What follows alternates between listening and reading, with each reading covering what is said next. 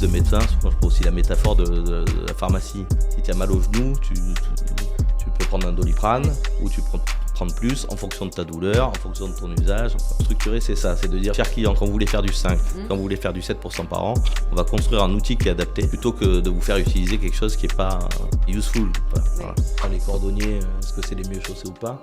Moi, typiquement, dans mon patrimoine, je suis énormément investi en produits structurés. Et donc, la promesse du structuré, c'était de dire, je vais repartir de l'objectif patrimonial du client et je vais construire un produit qui s'adapte à l'objectif et pas l'inverse. Donc, par rapport à de l'action, sa vocation, c'est quand même de faire dormir mieux nos clients. Et les premiers clients qu'on a eu sur les produits structurés, c'est des gens qui disaient, j'ai bien compris l'intérêt d'être sur le moteur action, parce que c'est un moteur qui à long terme est performant. En revanche, je supporte assez mal la volatilité de ce moteur-là. Est-ce qu'il n'y a pas une solution pour réduire la volatilité de ce moteur ? Qui fait que je m'y expose, mais je dors mieux. Pourquoi est-ce qu'on voit autant de structures en assurance vie ? Parce que l'épargne des Français est en assurance vie. Il y a parfois un petit côté gaming. On peut dire, tiens, on va jouer tel scénario, tel niveau de coût. Bon, et on va voir. Ce matin, je vais essayer quand même de déminer un certain nombre de sujets, parce que j'ai lu et entendu des choses que je pensais jamais entendre.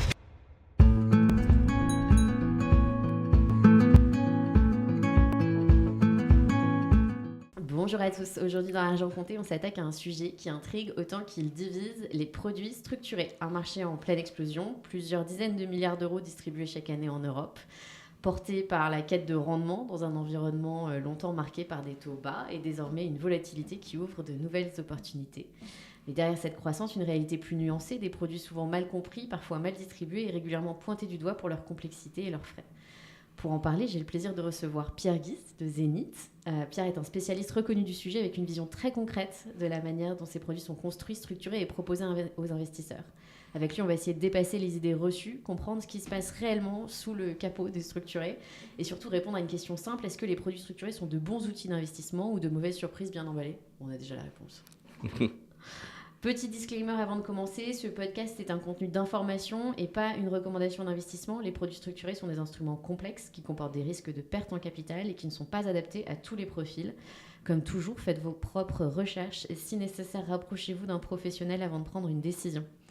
Allez, on ouvre le capot. C'est parti. C'est parti. Merci Pierre d'être là ce matin, si tôt, pour parler structuré avec moi. On va se lancer directement dans le vif du sujet. Et donc, Pierre, si tu devais expliquer un produit structuré à quelqu'un qui sait lire un ETF mais pas une option, c'est quoi en 1 minute ? Alors, en 1 minute, je vais commencer par te remercier. Merci de me donner la parole sur le sujet. C'est un sujet qui me passionne. Ça fait 20 ans que je fais... On m'a dit que tu étais le meilleur. Voilà.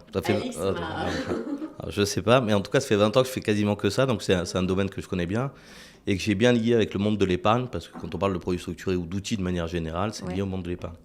Et ta question d'ailleurs sur les ETF, pour commencer, elle est assez importante. C'est-à-dire qu'en fait, dans l'épargne, tu as différents types d'outils. Ouais. Les ETF en sont un, les produits structurés en sont un autre. Alors moi, je trouve que les produits structurés sont beaucoup plus puissants que les ETF, mais je suis un peu jugé parti, puisque je te le disais, c'est ma passion. Pourquoi ils sont plus puissants que pas mal d'autres outils ? Parce qu'ils sont capables de te faire gagner alors que les marchés ne montent pas nécessairement. Ils sont capables de générer du rendement. Et dans plein de cas patrimoniaux, c'est hyper utile de générer du rendement. Ils sont capables de t'offrir de la régularité dans les revenus que tu vas percevoir. En fait, c'est capable de faire plein de choses. Ils sont sur mesure. C'est des Lego, c'est une sorte de pâte à modeler. Tu vas assembler des briques pour répondre à un besoin patrimonial. D'accord. Et pourquoi ils se sont énormément développés ? C'est pas tant la course au coupon, c'est qu'ils ont répondu à plein de problématiques d'investisseurs différents. D'accord. En gros, si je schématise, avant tu faisais une allocation patrimoniale, tu avais le choix entre le fonds en euros, sacro-saint fonds en euros d'un côté, et les actions de l'autre. Et on te disait, fais le grand écart entre les deux, mets un peu plus de fonds en euros ou un peu plus d'actions, et en fonction de ça, tu auras une allocation diversifiée, équilibrée. Et en fait, les produits structurés sont venus révolutionner cette approche-là en disant non, c'est pas blanc ou noir. Il y a une place au milieu du portefeuille pour des outils qui sont ni le fonds en euros, ni les fonds actions, mais qui apportent des réelles solutions. D'accord. Donc par rapport à un ETF, c'est plus perfectionné, tu peux faire plus de choses, tu réponds à plus de problématiques. Donc pour moi, c'est très complémentaire. D'accord, beaucoup plus créatif qu'un ETF qui en fait réplique quelque chose de beaucoup... qui a un indice, quoi. Exactement. Ok. Comment t'es tombé dans le structuré ? Tu vois, je t'ai pas posé la question quand on a préparé. Écoute, une double approche. Moi, j'ai commencé, j'ai fait des études, j'ai fait une école de commerce, puis j'ai fait un peu de conseil, la voie un peu classique pendant 2 ans. Puis j'ai un copain qui travaillait pour la salle des marchés de la BNP qui m'a dit rejoins-moi, c'est passionnant. Et c'est un copain avec qui on était en école, et en école, on était dans l'association de transactions. qui tournait autour de la bourse et des produits financiers. Donc j'ai toujours aimé la bourse, et donc c'était une manière de travailler la bourse différemment. Et au sein de la salle des marchés, j'ai commencé par m'occuper des indépendants. Donc les conseillers en gestion de patrimoine, ce qui était une population qui était assez intéressante. Parce que tu étais en ligne directe avec la décision, c'est-à-dire que quand tu convainquais ton client, très vite il pouvait acheter le produit. Et la deuxième chose, c'est que c'était des entrepreneurs, donc ça cochait 2 des cases, moi, qui m'animent pas mal. Et donc j'ai commencé comme ça, et puis je me suis jamais arrêté. D'abord chez BNP pendant 10 ans, puis j'ai créé ma boîte Zenith Capital. On aura l'occasion d'en reparler, du rôle de chacun, mais c'est une matière que j'ai jamais lâchée. Voilà. D'accord, c'est fou, hein, parce que il y a eu plusieurs phases dans les structures, et on va en parler. Mais donc concrètement, si on reprend la question, à quoi ça sert un stru? Alors, je sais pas, chez nous les pros ils disent des strus. Ouais, c'est assez classique. Ok. À quoi ça sert un stru que ni un fonds en euros ni une action ne fait aussi bien? Par rapport à un fonds en euros, je vais essayer d'être schématique sans être caricatural. Parce que l'autre chose pour laquelle je voulais te remercier, c'est que j'ai découvert en lisant ce qui se disait, et surtout en regardant certaines prises de parole, qui avaient des choses qui étaient caricaturales, mais à l'envi. Et donc ce matin, je vais essayer quand même de déminer un certain nombre de sujets, parce que j'ai lu et entendu des choses que je pensais jamais entendre. Le sujet est clivant, hein. Enfin, en tout cas, il échauffe les esprits. Ouais, et pour moi, c'est très paradoxal, parce qu'au contraire, l'idée, c'est plutôt le consensus. Je disais tout à l'heure, ils ont été créés les produits pour venir faire ce lien, par exemple, entre fonds en euros et fonds en actions. Ouais. Et de dire, finalement, c'est pas manichéen, c'est pas blanc ou noir, mais il y a de la place au milieu. Donc finalement, le structuré, moi, je le vois plutôt comme un outil qui est là pour réduire les paradoxes, pour réduire la caricature de l'allocation d'hier, qu'on a connue pendant 20 ans. Et finalement, il déchaîne un peu les passions, ce qui est toujours surprenant. Par rapport à un fonds en euros, et c'est ta question, c'est plus performant qu'un fonds en euros. Ça, c'est déjà le bon démarrage. Hein. Ouais. C'est-à-dire qu'un investisseur, quand il investit dans un produit, ce qu'il veut, c'est que ça ait de la performance. Donc, plus performant qu'un fonds en euros. Ouais. Il te permet, par rapport à un fonds en euros, de faire plus de sur-mesure. Un fonds en euros, par définition, c'est quand même très standard. L'outil collectif presque symbolique du collectif. Ouais. Un produit structuré, tu peux faire du sur-mesure. Tu peux cristalliser les paramètres plus longtemps. Oui. Si tu regardes les fonds en euros aujourd'hui, on te propose des taux boostés souvent sur 1 ou 2 ans. Oui. Un produit structuré, tu peux dire, tiens, les taux sont hauts, j'ai envie d'en profiter. J'ai envie de loquer ces paramètres pour plus longtemps. D'accord. Donc plus adaptable, plus sur mesure et plus performant qu'un fonds en euros, si je veux être schématique. Par rapport à un fonds action, sa vraie définition, c'est qu'en règle générale, il est moins risqué, en particulier en France. Si tu regardes sur l'ensemble des produits qui sont émis, à 80%, c'est des produits qui sont plutôt défensifs. C'est-à-dire que notre moteur, ça va être de l'action, potentiellement, mais on va y ajouter des barrières de protection, on va y ajouter une garantie en capital, on va y ajouter un coupon mémoire. Donc par rapport à de l'action, sa vocation, c'est quand même de faire dormir mieux nos clients. Et les premiers clients qu'on a eu sur les produits structurés, c'est des gens qui disaient « j'ai bien compris l'intérêt d'être sur le moteur action, parce que c'est un moteur qui à long terme est performant. En revanche, je supporte assez mal la volatilité de ce moteur-là. Est-ce qu'il n'y a pas une solution pour réduire la volatilité de ce moteur, ce qui fait que je m'y expose, mais je dors mieux ?» Si je veux être schématique. C'est une bonne... C'est une bonne mission de mieux dormir. C'est vrai. C'est ce qu'on m'avait dit, en fait, quand tu investis en action, globalement, il ne faut pas regarder. Oui, ça c'est le conseil de celui qui n'a jamais investi en action. Parce que quand tu investis en action, évidemment, tu regardes. Et c'est bien naturel. Quand tu investis en structuré, on te dit, on ne t'empêche pas de regarder. Et tu verras, il y a une liquidité quotidienne, on va l'aborder. Mais on te dit, regarde, j'ai mis des barrières pour te déstresser un peu. Ouais, donc en général, tu dors quand même mieux avec un structuré qu'avec une action. Oui, c'est ça. Et ça permet même de booster un peu ton fonds euro, c'est ça? Voilà. Par contre, ça rapporte moins qu'une action. Il ne faut pas dire... Ça reste une histoire de couple rendement-risque. Exactement. Et le couple rendement-risque pour le français, il n'y a que celui qui ne connaît pas l'épargne français qui pense qu'un français il veut faire 15% par an. Moi, ça fait 20 ans que je travaille dans l'épargne. Un Français, c'est pas ça son objectif patrimonial. Ouais. Et donc, la promesse du structuré, c'était de dire, je vais repartir de l'objectif patrimonial du client et je vais construire un produit qui s'adapte à l'objectif et pas l'inverse. Parce que pendant longtemps, on disait, votre objectif, c'est de faire du 7, madame ? Je vais vous mettre du fonds en euros et des actions. Et compte tenu de la proportion que j'ai mis, je pense qu'en moyenne, ça va faire à peu près du 7. Nous, au structuré, on dit l'inverse. On dit, il n'y a pas besoin de faire comme ça. On va partir du 7 et on va maximiser nos chances de faire du 7. En écrivant sur un moteur action, si on considère que c'est le bon moteur. Ou en ce moment sur un moteur taux, parce que les taux sont élevés. Le régulateur observe que il y avait une collecte d'environ 23 milliards sur les structures en 2021 versus 42 en 2023. Qu'est-ce qui explique cette accélération? Quand on parle des taux, est-ce que c'est un sujet de marketing, un besoin de rendement pour les clients finaux ou une meilleure structuration aussi de l'offre? Alors, il n'y a pas de... il n'y a pas de jugement de morale dans ce que je vais dire, mais globalement, tu disais 40 et quelques milliards en 2023, c'est 65 en 2025. Donc tu vois, cette trajectoire, elle continue. Et effectivement, c'est un marché qui a beaucoup grossi. Mais honnêtement, il a grossi pour des raisons qui sont assez objectives. Hein. C'est-à-dire que, en gros, qu'est-ce qui fait que tu progresses plus vite, qu'une classe d'actifs progresse plus vite qu'une autre? Il y a deux grandes choses. C'est sa performance, en absolu et en relatif. En absolu, les produits structurés, ils ont une performance qui est assez notable depuis maintenant plus de 10 ans. Moi, si je regarde chez Zénith, en moyenne, on fait plus de 7% par an pour nos clients. Ce qui veut dire qu'on a des clients qui sont habitués, qui sont contents, et quand tu es habitué et content, tu reviens. C'est assez classique, c'est une dialectique assez classique. Donc la première chose, c'est la performance. La deuxième chose, c'est le niveau des taux que je mentionnais juste avant. C'est-à-dire que son revenu sur le marché, la possibilité de faire du capital garanti. Et avec cette possibilité-là, on s'est remis à parler à tout un pan de la clientèle qui utilisait des produits structurés pour faire du 7% par an, mais qui ne l'utilisait pas pour faire du 4-5%, qui était la partie défensive de l'allocation, parce que le produit structuré capital garanti, il avait disparu avec la baisse des taux. Là, il revient sur le marché, donc il reprend une place dans l'allocation qu'il avait perdue.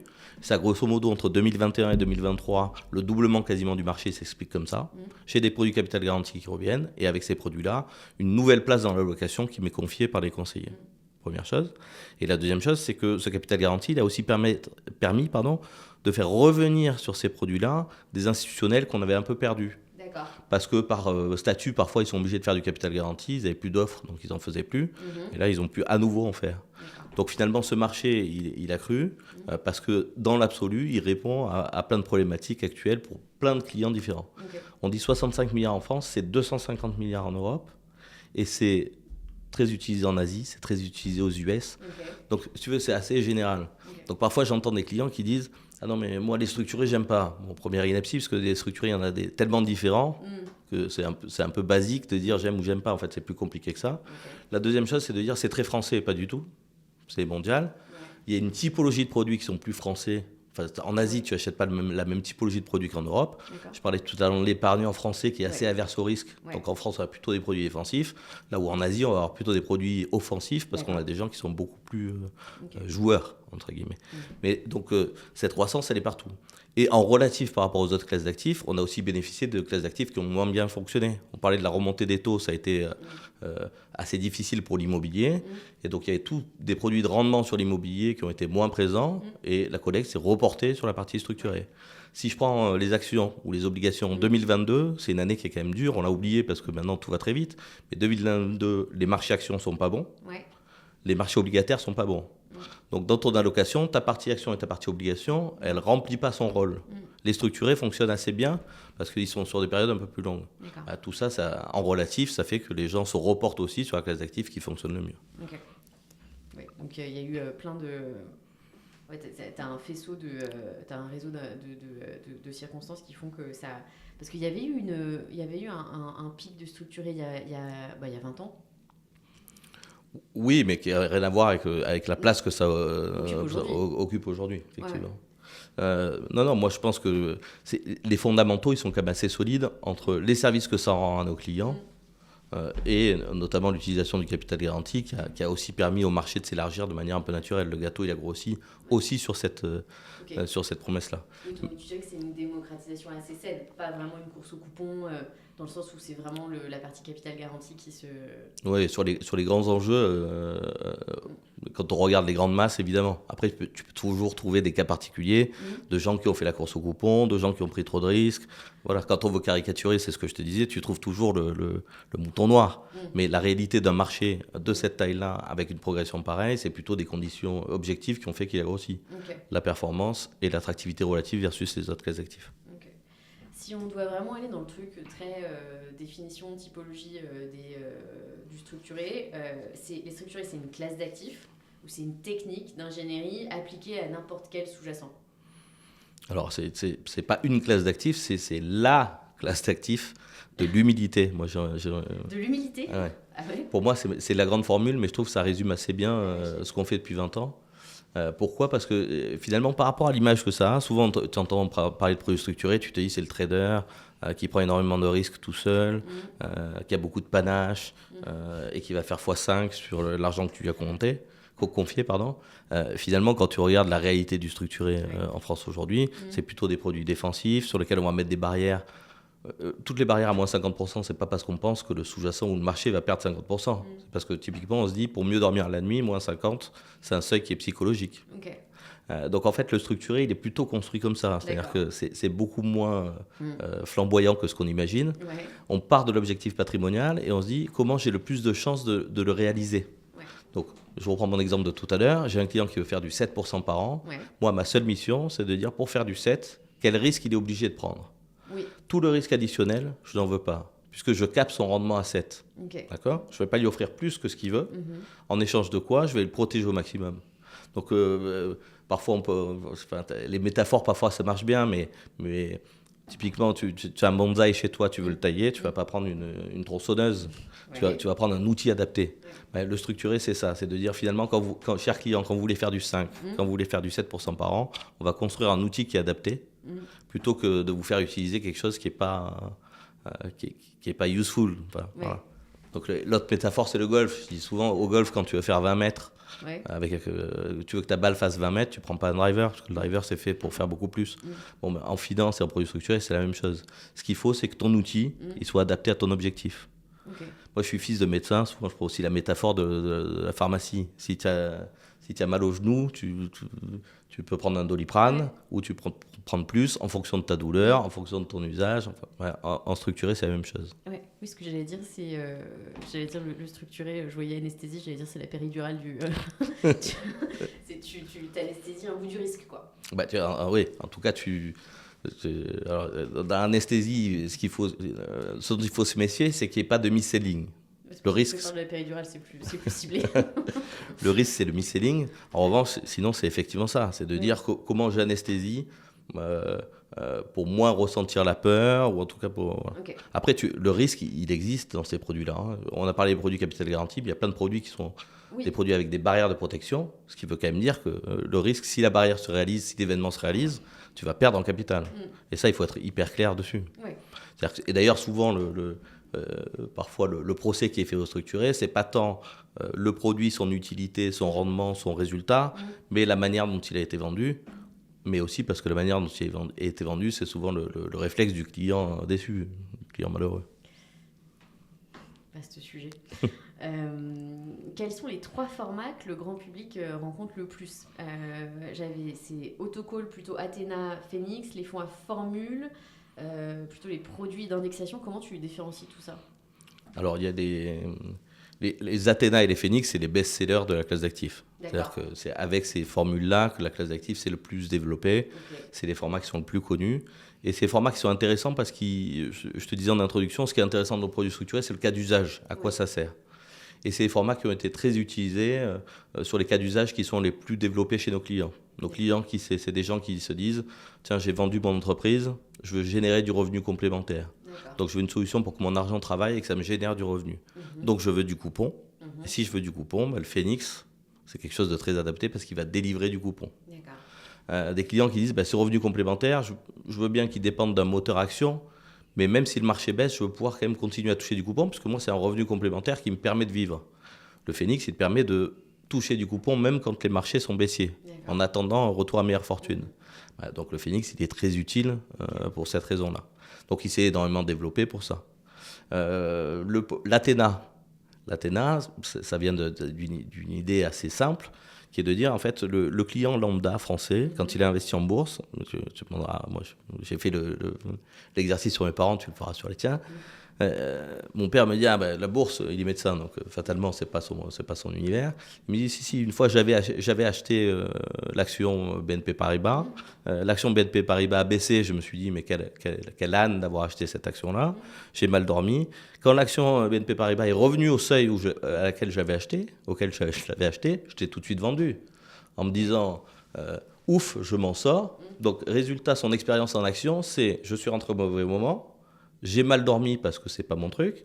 Quand l'action a retrouvé son niveau initial, j'ai vendu, donc j'ai rien gagné. Donc finalement, mon expérience, elle est que négative. J'ai stressé, j'ai rien gagné. Ouais. L'Athéna, elle est là pour te dire, est-ce qu'il n'y a pas une manière de rémunérer ce temps d'attente-là ?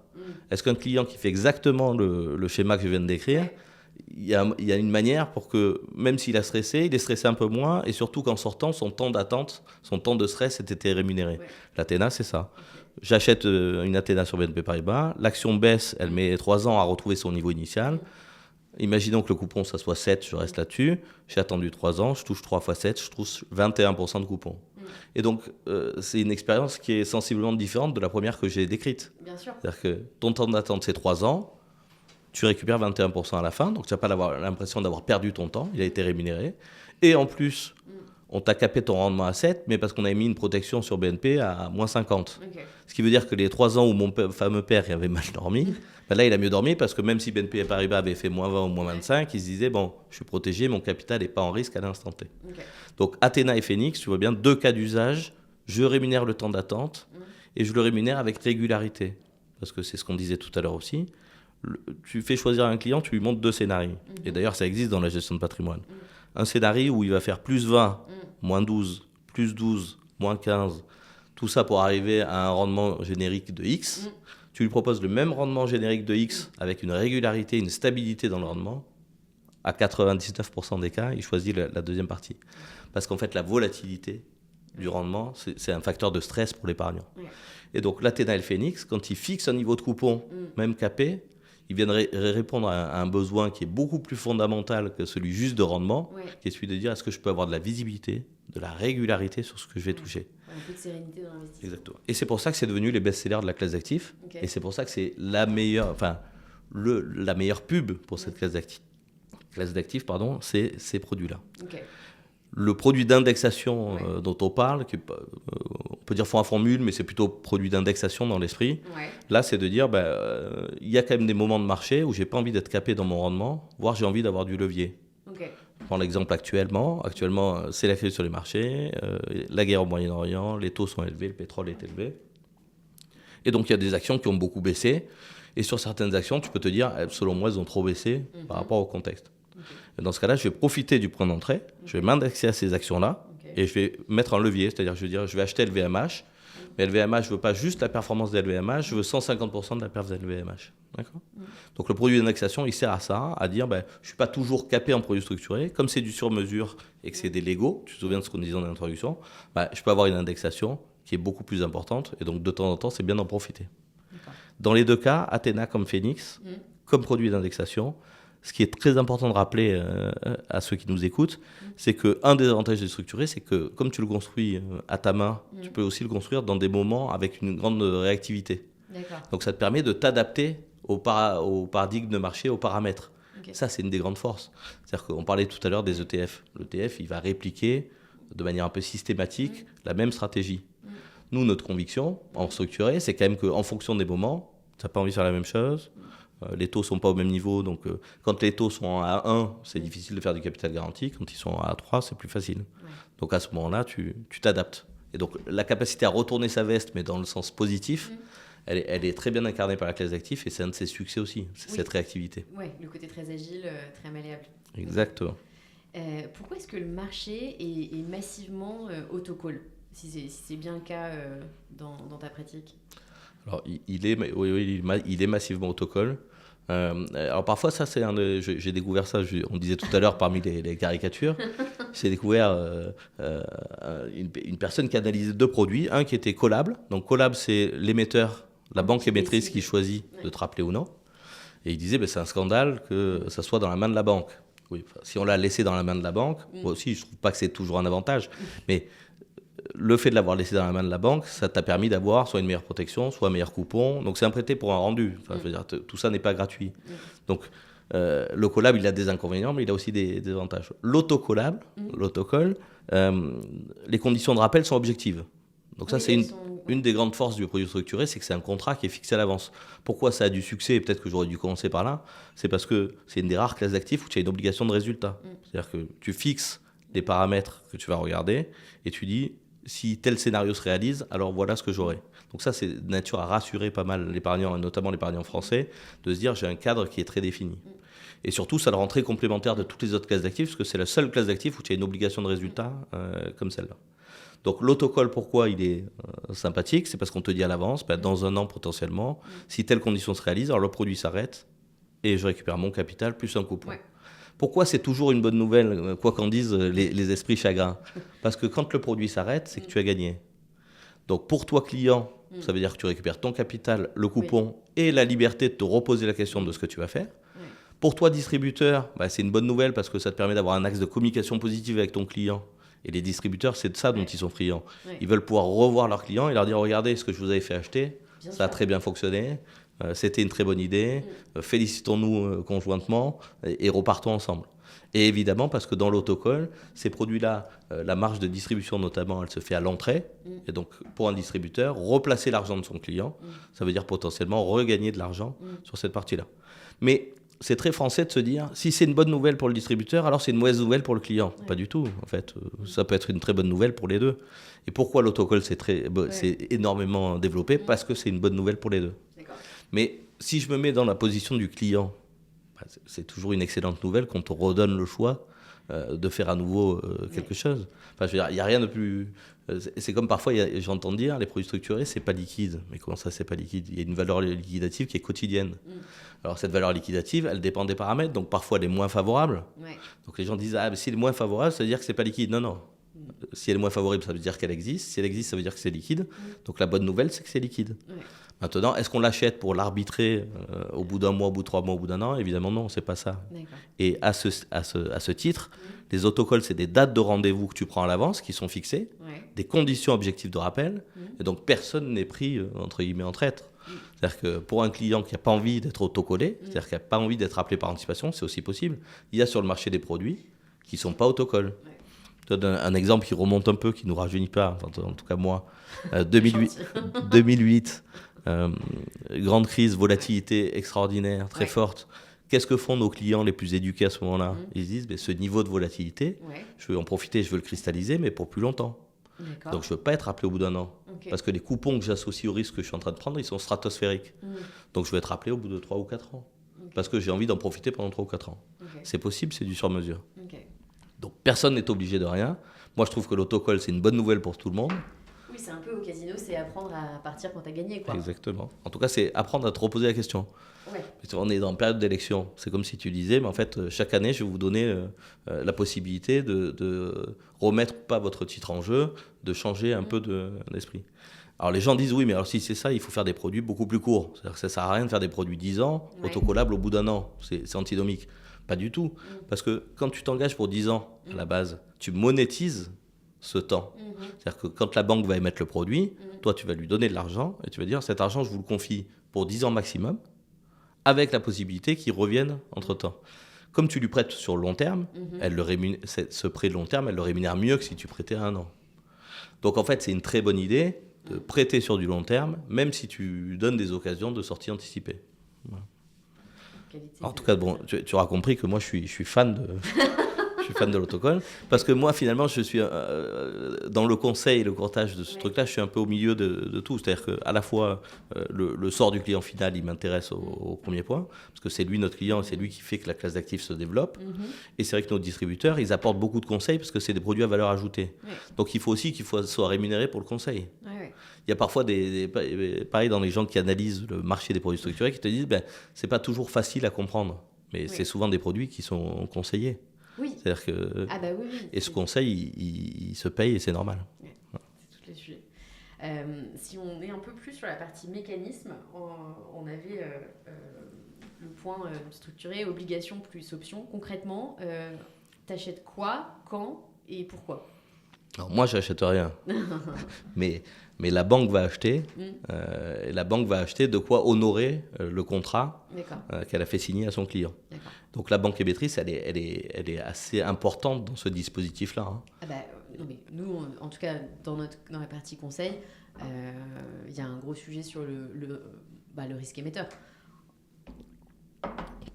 C'est le premier des Pardon, c'est le premier des risques. Et c'est aussi la première des qualités, c'est que les banques émettrices, et d'ailleurs souvent on entend les banquiers, on entend plutôt leurs défauts que leurs qualités, mais en fait sur cette classe d'actifs-là, Il faut vraiment être banquier en ce moment. On a des banques émettrices qui sont un, hyper performantes, et deux, qui ont quand même pas mal d'expérience dans le domaine, parce que ça fait longtemps qu'elles font ça. En France, on est très bien représenté parce que les Français sont plutôt bons sur le sujet. Tu disais BNP, toi, chez qui tu as passé pas mal de temps et est vraiment devenu un gros lieu. BNP, c'est le plus gros européen. C'est une banque, et honnêtement, c'est une banque exceptionnelle. Je dis d'autant plus librement que j'en suis sorti il y a longtemps maintenant. Mais c'est une banque exceptionnelle. Et sur la classe d'actifs des produits structurés, ça fait partie des leaders avec SocGen. Il y a aussi des banques américaines qui sont très fortes. Je pense à Goldman Sachs en France qui a fait beaucoup de boulot. Enfin, vraiment, on a un écosystème de banques émettrices qui est quand même qui est à disposition, qui est assez puissant. Donc la banque, qu'est-ce qu'elle va faire ? Elle doit honorer le contrat qu'elle a pour son client. Et donc elle va acheter les fameuses briques dont je parlais tout à l'heure, qui sont en capacité de faire le Lego qu'on a choisi. Et donc dans ces briques les plus classiques, c'est la brique obligataire, notamment on a beaucoup parlé de capital garanti. Pour reconstituer le capital, tu achètes une obligation zéro coupon qui est là pour reconstituer le capital de ton client. Et avec ce qui te reste, c'est-à-dire ce que tu n'as pas dépensé dans cette obligation pour faire la garantie, tu vas acheter de l'option pour t'exposer à un sous-jacent, qu'il soit action ou autre. Ça, pour le client final, j'ai envie de te dire, c'est pas très important. C'est comme si tu disais, tiens, quand j'achète un médicament parce que j'ai mal au genou, parce que j'ai mal à la tête, je veux connaître l'intégralité des molécules qui font partie que j'ai. Moi, dans ma pratique, je vois que c'est pas ça qui intéresse le client. Le client, ce qui l'intéresse, c'est que la banque qu'on a choisie pour son risque de crédit, elle soit solide. Là, c'est les classiques, too big to fail. Plutôt des grosses banques qui sont reconnues sur cette capacité, qui sont en capacité d'encaisser des coups durs quand il y en a qui se présentent, qui sont une signature qui rassure mon client. On parlait tout à l'heure de bien dormir. J'ai des clients qui vont adorer certaines signatures et qui vont en détester d'autres parce qu'ils ont eu leurs expériences ou ils ont dans leur éducation, ils sont plus marqués. Là, notre boulot, c'est d'aller chercher ce qui convient le mieux. C'est-à-dire, on ne fait jamais de sacrifice sur la qualité de l'émetteur, et en revanche on trouve celui qui correspond le mieux à notre client. Après, ce qui est sûr, c'est que le risque de crédit, c'est pas le même. Donc quand tu achètes du papier BNP Paribas, du papier Goldman Sachs, du papier Morgan Stanley, du papier Barclays, du papier HSBC, le risque de crédit étant pas le même, potentiellement le coupon n'est pas le même. Donc il faut être toujours très attentif à ça. On reparle de 2008, Lehman Brothers, avant de tomber, Lehman, ils avaient des conditions de coupon qui étaient stratosphériques. Donc soit tu disais toutes les autres banques sont des voleuses et elles ne m'offrent pas le même niveau de coupon, soit tu disais ce coupon trop important et en fait représentatif d'un risque qui est très fort. Donc il faut toujours faire attention à ça. C'est le premier risque que tu portes. En même temps, c'est un risque qui est maintenant quand même assez encadré. C'est-à-dire que les banques dont on parle, je veux dire, qui plus est post-2008, quand tu vois la régulation qui leur est imposée, les stress tests, le capital, etc. Voilà, je pense qu'il y a des gens qui s'en sont occupés avant nous de faire en sorte que les banques soient le plus solides possible. Voilà. Et c'est quoi le payoff exact que tu livres à un client ? Donc il y a le coupon, memory, la barrière, le rappel. Oui, tu vas lui livrer peut-être juste une mini digression sur le sujet de la banque. Parce que parfois, les gens ont l'impression que la banque, elle joue contre ses clients. C'est-à-dire que ce que tu ne gagnes pas, c'est la banque qui le récupère. Quand tu perds, la banque est finalement assez contente. Enfin, je veux dire, c'est tout sauf ça. La banque, c'est un commerçant comme un autre. Il a envie que ses clients soient contents parce qu'il a envie que ses clients reviennent. Donc moi, le banquier, je le vois beaucoup plus comme un partenaire dans cette histoire. Et je peux t'assurer que le banquier, quand tu gagnes, il est ravi que tu aies gagné. Parce que quelqu'un qui a gagné, il revient beaucoup plus facilement, etc. Donc cette espèce de dichotomie qu'on voit parfois dans les prises de parole, où les gens te disent « Oh là là, salaud de banquier, c'est lui qui est parti avec la caisse ». C'est pas du tout, moi, le ressenti, le sentiment que j'ai après 20 ans dans ce milieu-là. La banque, elle est contente quand tu gagnes. Et tout l'enjeu du structuré, tout l'enjeu du trader, c'est de conserver la marge de la banque, c'est-à-dire de faire en sorte que la marge qu'elle a prise au départ, évidemment, elle n'est pas philanthrope, elle ne travaille pas gratuitement, mais c'est de la conserver. C'est pas de se faire de l'argent, entre guillemets, sur ton placement. Oui, non, c'est tout le sujet. Il ne faut pas que le trader se plante et lui, c'est son... Exactement. S'il se plante, c'est la banque qui l'assume, donc il faut plutôt que la banque soit grosse. Mais en tout état de cause, le trader, il est pas là pour... Enfin, la banque, elle n'est pas là pour que tu perdes. Il y a des produits sur lesquels tu vas perdre parce que tu as fait le mauvais pari. Mais pour la banque, entre guillemets, c'est ni chaud ni froid, voire froid parce qu'elle préfère que tu sois dans de bonnes dispositions pour revenir. Donc ça, c'est important de le dire parce que dans les caricatures, c'est souvent, il y a ça et les frais, tu vois. C'est les deux grands trucs qui sont qui sont utilisés. Et le client, tu vas lui livrer effectivement toutes les conditions dont on parlait. Oui. Quel est mon niveau d'entrée, quelle est ma barrière de protection, quelle est ma barrière de rappel, quel est le coupon qui est associé à ce triptyque-là, combien de temps le produit va durer. Et là, ce que je disais, tu as une durée théorique, la durée maximale, et puis tu as des durées qui sont parfois réduites grâce au mécanisme de rappel anticipé. Okay. Tout ça, c'est récapitulé dans une term sheet, dans ce qu'on appelle des final terms ou termes finaux, dans une brochure commerciale. Maintenant, il y a des documents d'information clés qui reprennent ce truc-là avec des scénarios et qui font d'ailleurs un focus sur les frais, qui est un autre des sujets parfois discutés sur la partie produit structuré. Donc le client, il a un peu tout cet attirail administratif, réglementaire à sa disposition pour faire l'analyse de ce qui existe. Et sur la partie autocall, comment ça se termine dans les 3 scénarios? Donc il y a le rappel rapide, le rappel tardif et pas de rappel. Et donc là, tu vas à l'échéance de ton... Exactement. Rappel rapide, on en a parlé, très bonne nouvelle parce que tu récupères ton capital, ton coupon assez rapidement et tu peux te reposer la question de ce que tu vas faire. Rappel tardif, il y en a qui trouvent que c'est encore mieux que le rappel anticipé rapide parce que compte tenu de la régularité du coupon mémoire dont je te parlais tout à l'heure, finalement, sur un sous-jacent qui aura fait 0 plus, où toi, tu vas accumuler des coupons pour plusieurs années, donc tu vas créer de la différence, c'est-à-dire que tu vas dire non seulement je me suis payé de la protection avec le produit structuré, mais en plus mon rendement, il est meilleur parce qu'on a vraiment rémunéré mon temps d'attente. Okay. Donc parfois, certains disent le scénario idéal pour le client final, c'est celui-là. Alors ça dépend des conditions et des paramètres. Et le rappel tardif à la fin, à maturité, imagine tu n'es jamais été rappelé, là tu vas te poser... la question de dire est-ce que je suis supérieur au niveau initial la dernière année, coup de chance extraordinaire, c'est quand même assez rare que tu passes 9 ans en dessous de la barrière, la 10e année, comme par miracle, tu passes au-dessus. Ça peut arriver, mais c'est assez rare. Dans ce cas-là, tu récupères le capital plus tous les coupons. Si tu es en dessous de ton niveau initial, mais au-dessus de la barrière de protection, plan original, tu vas récupérer ton capital, mais tu vas perdre les coupons. Tu n'as pas fait une très bonne opération parce que ton temps d'attente, justement, il n'a pas été correctement rémunéré. En revanche, par rapport au marché global, tu as préservé l'essentiel, à savoir ton capital. Dernier cas de figure, tu as cassé la barrière de protection, disons à moins 50. Et là, si le sous-jacent fait moins 60, tu fais moins 60 aussi. Donc ça, c'est évidemment une mauvaise nouvelle. Maintenant, en relatif, ce n'est pas une pire nouvelle que si tu avais investi dans le sous-jacent.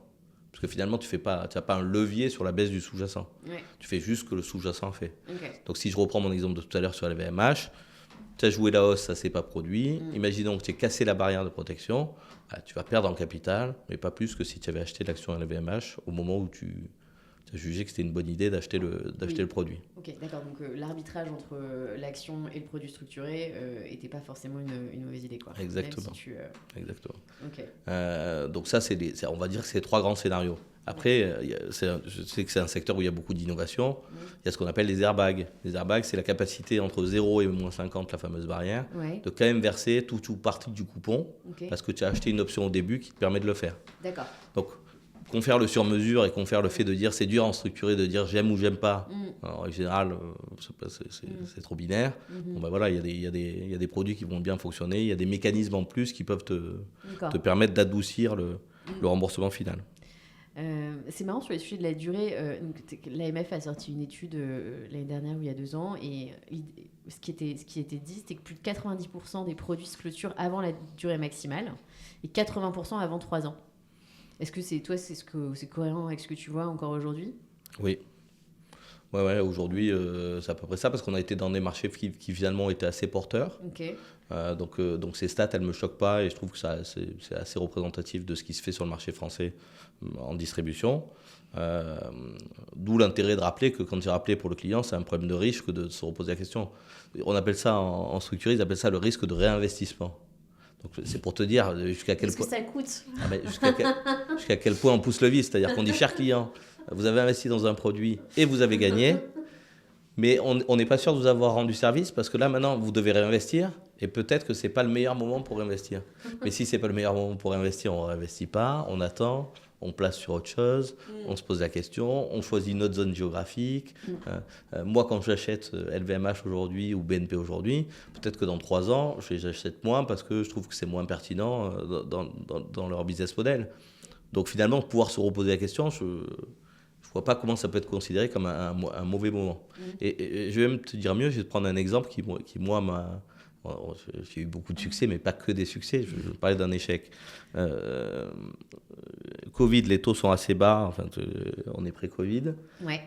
J'ai un client qui, par statut, ne peut faire que du capital garanti. Donc, je suis très embêté parce que les taux sont très bas. Okay. Et je te le disais tout à l'heure, c'est pas favorable pour faire du capital garanti. Comme par statut, il est obligé, on finit par trouver le moins mauvais capital garanti de l'époque. Ok, très bien. Ce capital garanti à l'époque, il lui rapporte 1,80, je crois, ou 1,70 par an. Ce qui à l'époque est une perf. Ah oui, on se rappelle de... Voilà. Oui. Ce qui, vu d'aujourd'hui, est une perf catastrophique. Donc ce produit qui était un excellent choix au moment où il l'a fait, compte tenu des obligations qu'il avait et compte tenu du niveau des taux, quand tu le regardes aujourd'hui, c'est un choix qui était un mauvais choix. J'aurais préféré que ce produit-là il soit rappelable beaucoup plus facilement pour pouvoir me repositionner dans le nouvel environnement de taux qu'on connaît aujourd'hui. Ouais. Un manque de chance, il ne l'est pas. Ouais. Donc, ça arrive et ce n'est pas très grave. Il ne va pas perdre en capital, son argent va continuer à progresser, etc., etc. Mais c'est un bon exemple de dire, je ne vois pas le risque de réinvestissement. Pour moi, il se pose plutôt dans l'autre sens. C'est quand tu ne peux pas réinvestir ou quand tu ne peux pas changer ta décision d'investissement parce que tu es bloqué, le vrai risque, il est là. Le reste, c'est un problème de riche et ça va à tous nos clients. D'accord. Sur la partie risque, c'est quoi la perte maximale réaliste pour un investisseur dans un call typique ? Ce qu'on est obligé de lui dire, c'est que son risque max, c'est l'intégralité de son capital. Okay. Parce que parfois, la protection, là où elle est parfois mal comprise, c'est jusqu'à moins 50, tu ne perds pas, mais après, tu perds comme le sous-jacent. Donc, si tu as un sous-jacent qui va à zéro, tu peux tout perdre. Donc, tu es obligé de dire, et d'ailleurs, c'est bien noté dans les brochures, vous pouvez perdre l'intégralité de votre capital en cas de scénario particulièrement négatif, etc. Maintenant, à force justement de mettre ce risque maximal, les clients qui sont habitués, ils font moins attention et ils entendent beaucoup moins le risque parce qu'ils se disent en fait ça n'arrive pas. C'est-à-dire que tout ça, c'est des disclaimers qui me sont imposés par le régulateur, mais en fait dans les faits, ça n'arrive jamais. Donc nous, notre métier là-dessus, il est un peu plus difficile. C'est quand même de dire aux clients, bon effectivement, le risque maximal, tu ne vas pas perdre l'intégralité de ton capital où il y a très peu de chances que ça arrive. En revanche, fais attention parce qu'en fait, moins 50 sur une action, c'est assez largement possible. Donc, dans la majeure partie des cas, on va lui dire, écoute, essaie de diversifier, ne fais pas une action seule, fais plutôt de l'indice, etc., etc. Il y a plein de techniques pour faire diminuer ce risque-là au-delà de la simple barrière de protection en tant que telle. Mais le risque max, c'est bien l'intégralité de ton capital. Le garde-fou, c'est qu'en général, tu ne perds pas plus que ton sous-jacent. Ça, notamment en assurance vie, c'est assez fréquent, c'est-à-dire qu'il n'y a pas de levier à la baisse. Donc, tu ne vas pas faire une sous-performance qui accentue la sous-performance de ton moteur. Statistiquement, maintenant, si on regarde et historiquement, les cas de perte en capital sur, on va dire, une période de 10 à 15 ans, ils sont quand même assez faibles. C'est-à-dire qu'on sort plutôt d'une période qui est assez... les derniers gros accidents structurés, c'est plutôt 2008, la chute de Lehman, qui a illustré deux choses en même temps. Le premier, c'est le fameux risque de crédit qu'on mentionnait. Et le deuxième, c'est le fait de dire, les actions, ça peut être extrêmement volatile. Et tu peux avoir des actions qui vont complètement au tapis. Dans les choses plus récentes, il y a des accidents industriels. En ce moment, il y en a un sur Stellantis. Mais bon, c'est des choses qui arrivent. Ce qu'il faut essayer, c'est on en parlera un peu plus tard, je crois, sur la partie décrément, mais il faut essayer de ne pas multiplier parfois trop de complexité, ou alors quand tu mets de la complexité, d'apporter de la diversification. D'accord. Ça, à mon avis, c'est la principale chose. Et la deuxième chose, souvent, moi, je dis à mes clients, il y en a que je connais depuis 20 ans, donc c'est des amis. Parfois, ils ont des envies qui sont très offensives.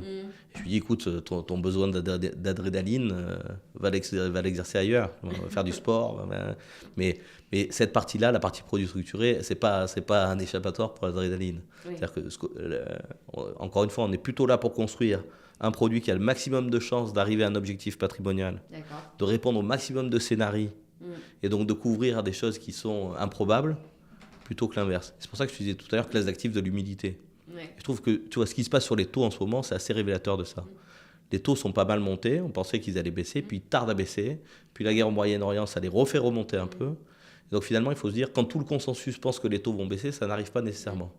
Et donc dans les paris qu'on offre à nos clients, il ne faut pas faire des choses non plus qui sont méga directionnelles. Il faut plutôt leur dire, c'est parce qu'on est sûr de rien qu'on va utiliser ces produits-là pour essayer de baquer le maximum de situations. Et... Tu vois, je n'avais pas pensé à cette question, mais je pense que plein de gens se la posent, tu vois, mais si tu devais construire un produit structuré pour envisager, par exemple, tu vois, une guerre totale en Europe. La guerre totale en Europe, je ne suis pas sûr que même avec un structuré, aussi bien pensé soit-il, c'est pas non plus c'est pas non plus un bunker. Non. Alors après, au sein des structurés, il y a des structurés qui s'adapteraient beaucoup mieux à ce scénario-là qu'à un autre, mais c'est des trucs que vous envisagez ? Non. Non, alors pas de construire un structuré pour ça, tu vois, mais est-ce que c'est des scénarios que vous envisagez là dans le... Non. Alors moi, déjà, je suis un mec plutôt optimiste. Tu sais que moi aussi, hein, mais on dirait pas comme ça. Donc c'est vrai que les scénarios cata, le signe noir, j'ai beaucoup lu là-dessus. Et t'avais vu venir le confinement quand même ou pas ? Non, le confinement, je vais te dire, c'est opération bas les masques. Confinement, c'est pire que ça. C'est que je fais partie de ceux où, quand le Covid était en Italie, qui avaient un doute sur le fait qu'il arriverait en France. Ou en tout cas pas tout de suite, pas trop rapidement. Et donc a posteriori, c'est ce que je te disais en humilité, un de mes métiers, c'est de me remettre en cause quand même assez régulièrement. Et je me suis dit, c'est marrant, avec toute l'expérience que tu as, que tu ne te sois pas dit que c'est une question de jours, voire d'heures. Et donc, je trouve qu'on est parfois un peu aveuglé. Et cette t'as pas forcément envie, tu vois. Oui, tu n'as pas envie de voir. Et puis moi, je me rappelle d'un COMEX en février chez Anexago, où Joachim nous avait fait... je me rappelle, il avait fait un tableau, il avait regardé, tu sais, les cycles de grippe. Donc, le pic, 8 à 12 semaines. Et donc, il avait dit, globalement, on sera au pic au 15 avril. Et donc, a priori, le confinement arrivera le 15 mars. Et je me rappelle qu'on est tous sortis de ce truc-là en disant le mec est anxiogène, pourquoi il nous dit des trucs pareils et tout, on est en début d'année, on est censé attaquer et tout. Il n'avait pas tort. Mais t'as pas forcément envie d'entendre ces trucs-là. Mais c'est là où c'est intéressant d'être entouré, d'avoir des associés, etc. Parce que ça permet d'avoir des sensibilités différentes qui te permettent... Moi, il y a un associé qui s'appelle Pierre-François Marty, que souvent je chambre un peu, parce que c'est le bear de la bande. C'est celui qui voit le côté négatif. Mais en fait, il est aussi très utile. Et c'est d'ailleurs le patron de notre structuration. C'est pour te dire, notre côté défensif chez Zénith est aussi très utile parce qu'effectivement, lui, il adorait ta question sur la guerre totale en Europe et qu'est-ce qu'il faut faire. Donc, je lui poserai la question la prochaine fois, promis, je te dis ce qu'il faut faire. Ce qui t'a répondu. Après, ce qui est vrai, c'est qu'il y a quand même des réflexes de bon sens. Il faut diversifier. Le maximum. Alors, pas disperser, diversifier, c'est différent, on y reviendra. Mais je pense qu'il ne faut pas non plus avoir 12 000 lignes, 12 000 stratégies, parce qu'à la fin, ce n'est pas lisible. Et pour ton client, ça ne permet pas de lui montrer ce que cet outil apporte dans son allocation. Donc, il faut quand même raison garder. Mais il y a quand même des réflexes. On en parlait sur les émetteurs. Moi, je suis responsable de Zénith Capital, qui est partie structurée, mais aussi de Zénith Asset Management, qui est une société de gestion. Dans la société de gestion, on a des mandats produits structurés. C'est-à-dire qu'on a des clients qui peuvent nous confier de l'argent, nous disant moi, je ne veux pas que vous m'expliquiez tous les produits. Je veux globalement que vous serviez de ces outils-là pour me délivrer une performance globale. En fonction d'objectifs. Exactement. Okay. Ce qu'on fait assez bien. Et typiquement, dans cette partie-là, on va dire il ne faut pas qu'il y ait plus de 20% du mandat qui soit détenu par un émetteur. Au sein des émetteurs, je veux qu'il soit à moins minimum. Si ce n'est pas le cas, je veux pouvoir justifier pourquoi j'ai fait appel à cet émetteur-là. Voilà. Donc, tout ça, c'est des règles de limite de bienséance qu'on applique évidemment et qui sont le lot commun de toutes les maisons sérieuses. Okay. Sur le sujet de la barrière à 50%, enfin on en a pas mal parlé déjà, c'est une protection, c'est pas une garantie. Exactement. Qu'il faut réussir à faire, faut bien, je sais pas, je le redis, mais il faut vraiment réussir à faire la différence. C'est-à-dire que le capital est garanti jusqu'à 50% et en dessous... Il est protégé jusqu'à moins 50 et en dessous de moins 50, il n'est plus protégé. Ouais. Et donc là, effectivement, tu as un risque de perdre ton capital. Okay. Ça, plus globalement, pour les gens qui nous écoutent, il faut... dès que vous voyez des coupons qui sont supérieurs à 5, 6... c'est en règle générale soit pas du capital garanti, soit votre propension à les toucher. Alors on va dire que les taux sont plus hauts en ce moment, donc ça peut aller à 7. Ouais. Mais ça veut dire que soit votre propension à les toucher, elle n'est pas garantie, et donc le coupon est attractif, mais il faut accepter que potentiellement vous en perdiez un ou deux dans la bataille. Soit c'est qu'effectivement il n'y a pas une réelle garantie et que c'est une protection. Voilà. Donc le niveau de rendement, c'est en règle générale un assez bon généralement, oui, donc benchmark. On est d'accord que c'est... On a très souvent le sujet ici sur la partie Club Deal en fait, des gens que tu as parfois au téléphone qui te demandent si c'est garanti parce que c'est de l'immobilier. Puis en fait, c'est à 12%. Non, je dis, il y a quelqu'un qui vous a dit que c'était garanti à 12%, il ne faut pas y aller. Parce qu'à mon avis, la meilleure des réponses et la meilleure des éducations sur le sujet, évidemment. Ouais, ça fait partie des... on a fait un peu le tour, on a un peu parlé du risque de crédit émetteur. Je t'avais posé la question, comment est-ce que tu l'expliques à un investisseur qui pense acheter un placement sécurisé? Moi, j'ai quand même pas l'impression que les gens ont l'impression d'acheter un placement sécurisé avec les structurés. Non, parce qu'il y a tellement de disclaimers expliquant qu'ils peuvent tout perdre que ça les... c'est le cas dans... Ouais. Que ça les, oui, c'est le cas dans plein de différents, mais nécessairement ça les inquiète. Ce que je veux dire, c'est que j'ai pas du tout l'impression, quand j'échange avec mes clients sur ces produits-là, que pour eux, ça fait partie d'un produit sécurisé, enfin, j'allais dire safe, sécurisé, non. Partie défensive du portefeuille. Ouais, pour eux, c'est la partie avec laquelle ils vont jouer un petit peu, ils vont aller chercher du rendement, etc. J'ai pas trop l'impression de j'ai envie de me sécuriser, je vais faire du structuré, quoi. Les deux cohabitent dans le marché. Ouais. Honnêtement, ouais. C'est dur de... Non, les deux cohabitent. Il y a des gens qui... Comme il y a ce côté formule, rendez-vous, coupons, ouais. Etc. Il y a parfois un petit côté gaming. Mais c'est vrai, dans la présentation, ouais. Tu peux dire, tiens, on va jouer tel scénario, tel niveau de coupon, et on va avoir du... Donc il peut y avoir ce côté-là chez certains clients qui disent, ah ben voilà, c'est ma manière à moi de jouer un peu. Comme c'est des produits avec conseils qui sont un peu plus complexes, il y a aussi cette notion de... Voilà. Maintenant, l'outil, il est d'autant plus redoutable qu'il s'adresse à la partie défensive du portefeuille. En tout cas, c'est ma conviction. Vous travaillez chez Zenith avec beaucoup d'émetteurs différents ou vous en avez une dizaine? On en a une quinzaine, Okay. ce qui est déjà, je trouve, beaucoup. Ouais. Et on va dire qu'on a 10 principaux. Et que sur ces 10 principaux-là, il y en a 5 qui ont une part de marché qui est assez significative. D'accord. Ce qui est intéressant, c'est que c'est la genèse de Zenith. Pourquoi Zenith, ça existe? Parce qu'on a dit à nos clients, moi, pendant 10 ans chez BNP, je préférais quand ils faisaient que du BNP. Mais quand je suis parti, je leur ai expliqué que quand même que BNP était bon, mais pas sur tous les sous-jacents, pas toutes les périodes de l'année, etc. Et donc mon rôle à moi, c'est de les aider à diversifier avec la même qualité de service. D'accord. Parce que qu'est-ce qui se passait? C'est que souvent, un client, il était fidèle à une seule marque de banque, parce que finalement, quand tu as trouvé ton interlocuteur qui tu lui fais confiance, qualité de service, ouais, qualité de service, tu n'as pas envie de changer. Donc l'idée de Zenith, c'est de dire, je vais être le courtier conseil indépendant qui va être en capacité, avec la même qualité, en t'offrant la même qualité de service, le point d'entrée unique, la même manière de faire des reporting, la même transparence sur les frais, de te faire accéder aux 10 banques. Et donc de faire des appels d'offres. Okay. Et d'ailleurs, c'est assez marrant parce que parmi les procès parfois qui sont faits aux produits structurés, on dit c'est marché. En fait, un marché de 65 milliards, où tu as 15 banques de premier plan qui sont dessus, où tu as 10 brokers, on va dire, il y a une association qui s'appelle France Produits Structurés, qui regroupe les 10 plus gros, en fait, les 10 plus significatifs brokers en France, qui vient d'être montés. Et qui se livre une concurrence assez acharnée, je peux te le dire parce que j'en fais partie.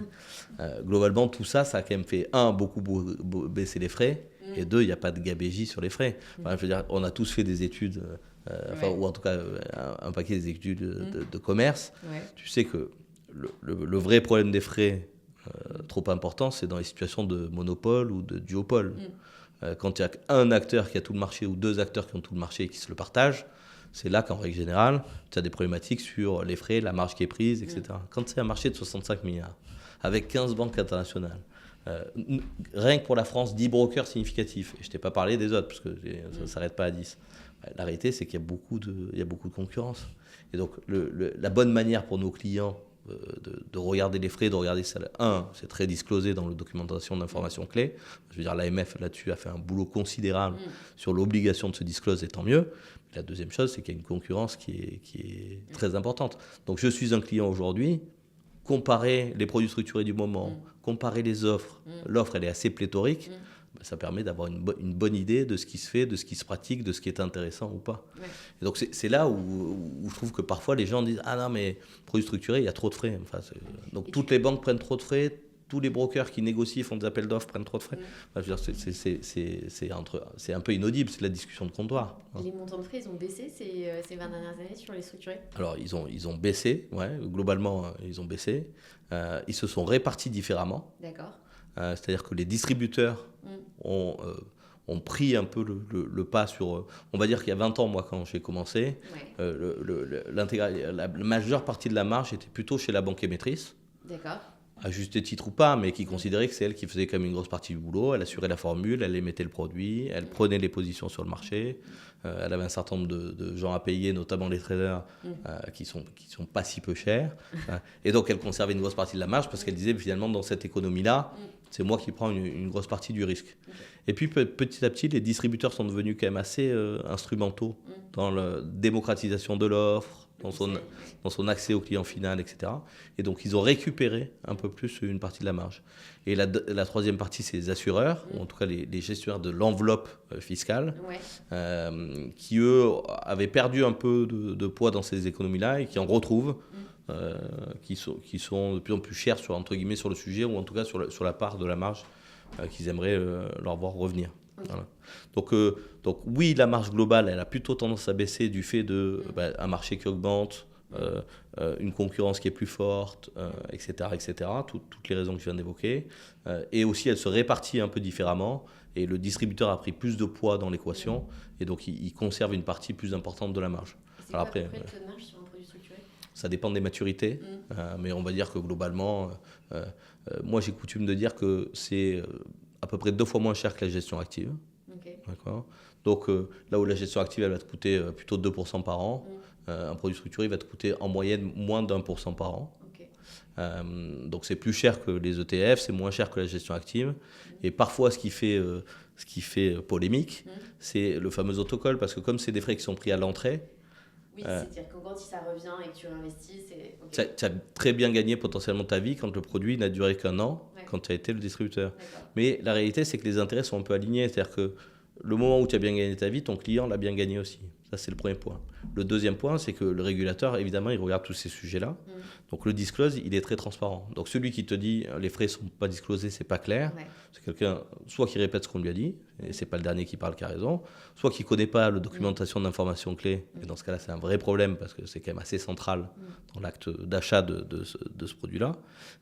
Et surtout, c'est quand même la seule classe d'actifs où ces frais ne viennent pas en déduction du fameux coupon. D'accord. Quand je vais te promettre un coupon de 7 ou ta cible elle est de 7, je ne vais pas derrière venir enlever des frais. Les frais, ils sont compris là-dedans. Okay. Donc s'il n'y avait pas eu de frais, tout le monde allait travailler gratuitement. Potentiellement, ce n'était pas 7 ton coupon, c'était 8. D'accord, ok, très bien. Il faut être transparent avec le client et de dire effectivement, si tout le monde travaillait gratuitement, c'est 8 et c'est pas 7 de coupon. Ok, très bien. Il se trouve que tout le monde ne travaille pas gratuitement. Et heureusement. Sur les sujets de liquidité, c'est très liquide. Enfin, il n'y a pas plus liquide parce qu'il y a une valeur liquidative qui est quotidienne. Si je veux sortir en avance d'un produit structuré, qu'est-ce qui se passe ? Qui fait le prix et qu'est-ce qui peut faire mal sur l'édition ? Alors, qui fait le prix ? C'est la banque. Okay. Ce prix, qu'est-ce qu'il représente ? Il représente les différentes briques du Lego. Chaque brique a un prix. Et donc, la somme de ces briques-là, c'est ton prix. Okay. Ce qui est génial, c'est qu'il n'y a pas besoin d'avoir un acheteur pour un vendeur. Okay. On achète tous les deux une part d'un produit, tu veux vendre ta part, je ne suis pas obligé de l'acheter moi. Okay. Le prix que te montre la banque, c'est le prix auquel elle peut découvrir les positions, les instruments de couverture qu'elle a pris. D'accord. Et donc la liquidité, elle est facilitée par ça, parce que finalement, la liquidité, elle est faite par le marché de manière générale, okay. Et tu n'as pas besoin que quelqu'un te rachète ta part.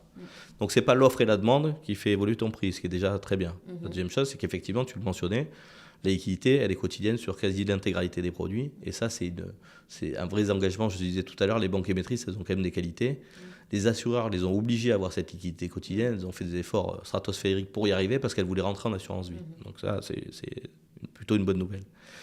Il y a un bid-ask, donc une différence entre l'achat et la vente. En général, c'est 1%. Okay. Dans les phases de stress, ça peut un peu augmenter, mais c'est totalement, à mon avis, audible par rapport à la qualité du produit. Okay. Qu'est-ce qui peut te faire mal ? C'est que, je disais, c'est la somme des briques qui composent le produit.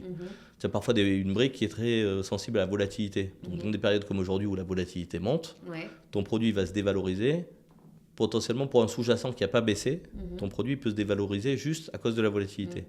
Et ce qui est parfois dur à comprendre pour le client, c'est que cette volatilité, elle n'a pas d'impact sur le remboursement final s'il attendait la maturité. Et pourtant, à l'instant T, elle en a un et il est négatif.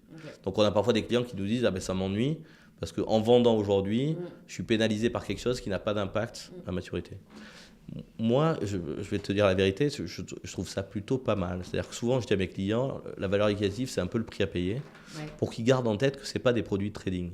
C'est plutôt des produits de long terme qui ont un objectif patrimonial c'est des outils redoutables en allocation patrimoniale. Bon, ben, est-ce que c'est des outils sur lesquels on fait du trading? Non, si tu veux faire du trading, tu le fais autrement. Ouais. Donc finalement, à la fois, je pourrais défendre, et c'est ce que je fais, le fait que la liquidité est absolument parfaite, et à la fois, de temps en temps, je me dis, je ne vais pas trop le défendre parce que ça permet de rappeler aux clients que l'épargne, c'est de l'épargne long terme. Oui, tu n'es pas là pour le... Voilà. Et d'ailleurs, on va passer sur les enveloppes pour parler un peu de long terme. Pourquoi est-ce qu'on voit autant de structurés en assurance vie? Je crois que c'est d'après l'étude, c'est 79% des structures passent par... Parce que l'épargne des Français est en assurance vie. Tu sais que j'ai eu Pauline de Cyrus l'autre jour au téléphone, et elle m'a dit une phrase, elle m'a dit « l'assurance vie a tué la culture d'investissement française ». Alors, je serais moins caricatural que ça, même si j'adore Pauline. Mais non, mais il y a... J'ai trouvé ça... C'est non, la première fois que j'entendais ça, tu vois. Oui, mais c'est vrai que l'épargne des Français, elle est majoritairement en assurance vie. Et donc, de facto, les classes d'actifs qui marchent le mieux, elles sont obligées d'être présentes dans ce monde-là. Okay. Voilà. Moi, sur mes 20 ans d'abnégation sur le sujet, j'ai énormément travaillé avec les assureurs. Je me suis énormément arraché les cheveux avec les assureurs parce que le produit structuré, c'est assez loin de leurs préoccupations historiques. Ouais. Alors, modulo pour les gérants de fonds euros qui souvent les utilisaient quand même dans leurs allocations.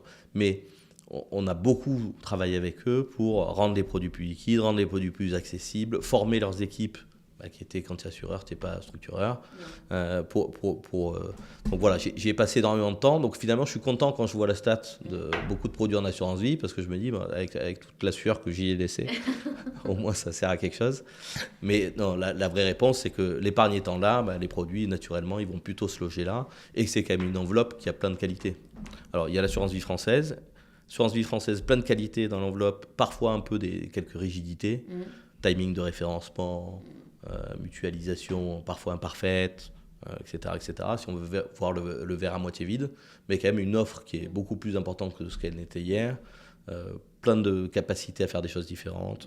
Il y a toute l'assurance vie luxembourgeoise, dans laquelle là le référencement est facilité, et donc tu as accès à encore un peu plus de produits, de stratégies, qui est moins contraint parce que le régulateur est moins contraignant, on va dire. C'est un raccourci, mais c'est à peu près ça. Et puis après, tu as la partie compte titre, où là, c'est souvent utilisé par nos clients qui veulent être extrêmement réactifs. Donc, dans des phases très agitées comme aujourd'hui, on fait beaucoup de compte titre. Pourquoi? Parce que le client, il a une idée le matin, il veut que ça démarre le soir. Donc là, très réactif, prise de position, etc. Donc, moins favorable, selon les cas, on ne donne pas de conseils, mais parfois moins favorable fiscalement, mais parfois enveloppe moins chère et plus réactive. Donc finalement, on a quand même... Ce qu'il faut retenir, c'est que dans le triptyque entre retraite, assurance vie, compte titre, on a quand même plein d'enveloppes dans lesquelles le produit structuré peut s'insérer.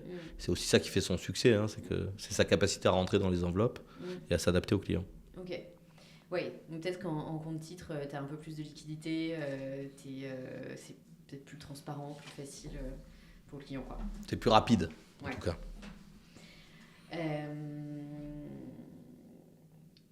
Sur la partie distrib et conflit d'intérêts, le régulateur notait qu'il y avait une part importante des produits qui excluaient le grand public.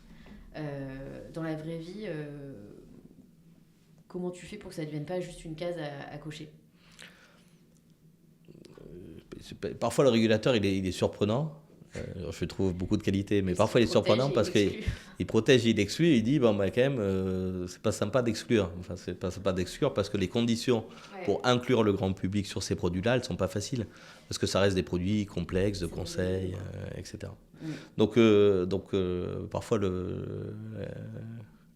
la réponse est dans la question, c'est-à-dire que oui, c'est pas simple. Alors comment nous on essaie de le traiter chez Zenith? En tout cas, je peux dire ça de manière pragmatique. On essaie d'avoir des produits qui sont différents et on essaie d'avoir des niveaux de complexité, de lisibilité, de protection qui sont très différents pour laisser personne au bord de la route. Et parce que chez nos clients, ces produits-là, ils sont aussi bien utilisés pour des gens qui ont un patrimoine qui est très important que pour des gens qui ont un patrimoine qui est plus faible. Et donc, quand même, une de nos vocations quand on a créé la boîte, c'était de dire je vais amener cette compétitivité, cette notion d'appel d'offres, cette notion de négociation, cette notion de conseil, mais je vais aussi parler à le plus de monde possible. Donc ça fait partie de l'idée. Donc j'essaie d'avoir une gamme la plus large, lisible possible. J'essaie d'avoir différents niveaux de rendement. Et j'essaie sur certains marchés cibles de dire je m'autorise des ventes hors marché cible en les documentant. Ok. Ce qui est un peu une tannée pour celui qui le fait. Hein. Mais je me force à le faire en disant, finalement, dans ma profession de foi historique, cette accessibilité, elle fait partie de la profession de foi. D'accord. Et donc, je la pousse jusqu'au bout. Ok. Donc, moi, de ce que je comprends de Zénith, vous faites... initialement, c'est de la sélection. Vous faites un peu de fabrication. Est-ce que vous faites de la distribution? Vous êtes concrètement, où est-ce que vous vous situez dans les chaînes de valeur sur le marché structuré? Ouais, on essaie d'être utile aux différents étages. C'est-à-dire que pour nos clients, on essaie d'être utile dans la négociation avec les émetteurs parce qu'on connaît bien les émetteurs, qu'on connaît bien les produits. Et donc, une de nos promesses, c'est le meilleur rapport qualité-prix des produits. Okay. Donc, on essaie d'être utile à ce niveau-là. On essaie d'être utile, je le disais, comme une plateforme dans l'accessibilité des produits.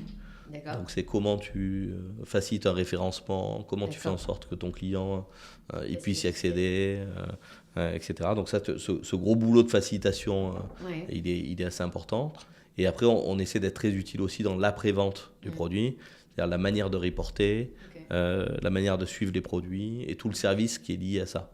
Parce que pendant longtemps, je te le disais, un client, parfois, il était mono-émetteur parce que finalement, le reporting lui convenait bien. Et il n'avait pas envie de changer, il n'avait pas envie de s'embêter, il n'avait pas de bande passante pour ça. D'accord. Nous, l'idée, c'est de dire, on va être ton point d'entrée unique. Et donc, finalement, quand tu vas faire un produit avec moi demain, que l'émetteur, ça soit BNP, SocGen, Goldman, tu vois, une manière de reporter, un endroit où trouver tes reportings uniques, une manière de te discloser les frais qui est transparente. Voilà, on essaie d'apporter un corpus administratif qui fasse que nos clients ne soient pas perdus. Mais c'est vrai qu'en fonction des clients, il y a des choses qui... Ouais, moi, j'ai toujours entendu come for the tool, stay for the network. Okay. Donc, tu viens pour l'outil, cette capacité à avoir un point d'entrée unique, le reporting, plein d'aides à la vente, etc. Et après, tu restes pour le réseau parce que tu as confiance, tu aperçois qu'on bosse avec les bonnes personnes, qu'on est facilitateur dans plein de moments. Voilà, donc on a plein de clients qui restent avec nous, qui passent par nous parce qu'ils se disent, en fait, ça me donne accès à un réseau avec des mecs qui sont compétents et qui sont bons. Voilà. Okay. Est-ce que les produits structurés, c'est d'abord un produit d'investissement ou un produit de distribution?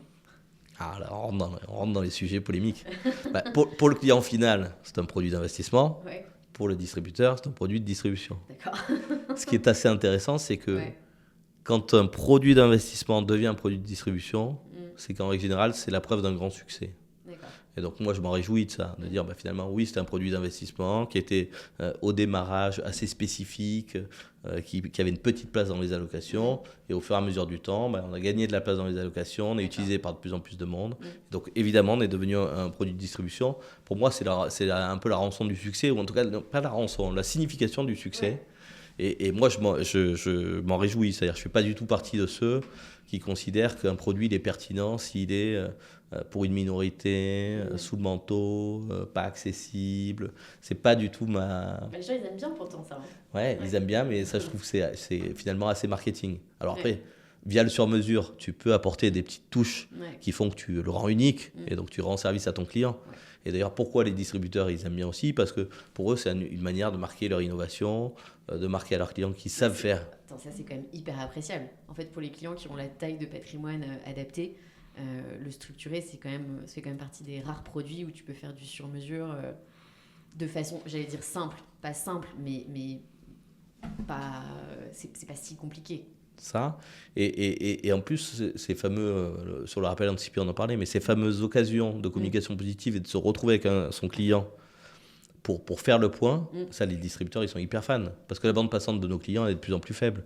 Et donc, finalement, avoir une bonne excuse pour l'appeler et lui dire tiens, regarde ce qu'on avait fait ensemble, ça a bien fonctionné, etc., ça a de la valeur pour le distributeur.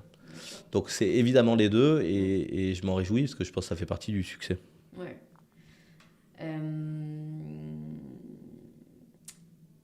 On se disait, j'avais lu dans la cartographie qu'il y avait une hausse des produits à protection totale du capital avec la remontée des taux. Est-ce que ça change beaucoup la valeur pour le client?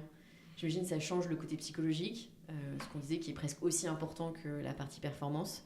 Ça a permis le côté anxiolytique financier de cette partie-là, il fonctionne très bien avec les produits capital garantis. Donc oui, ça a changé ça. Après, je te dis, moi, dans la valeur, il faut le voir comme une valeur refuge. Et donc, dans le terme de refuge, il faut accepter que les produits à capital garanti, potentiellement, tu ne touches pas tous les coupons, que tu ne sois pas sur des rendements qui soient aussi hauts que sur le reste. Voilà. Si tu acceptes ça, alors ça a apporté de la valeur, parce qu'en valeur refuge, c'est quasi imbattable. Maintenant, on passe à la question que mon associé m'a tanné, les indices à décrément. On m'a dit, il m'a dit, si tu fais un épisode sur les structurés et que tu ne parles pas des indices à décrément, je ne l'écoute pas. Pourquoi est-ce que ça existe ? Est-ce que c'est une vraie innovation de structuration ou une façon de financer le coupon en baissant l'indice ? C'est les deux.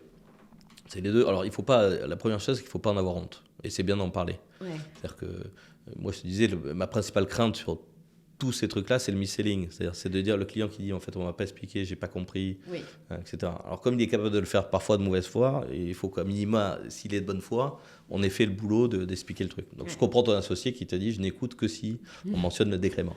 Le décrément, c'est très simple. En tout cas, je vais essayer de l'expliquer de manière très simple. Tu seras le premier sur tous les contenus que j'ai écoutés depuis 2 semaines. Mince, la pression.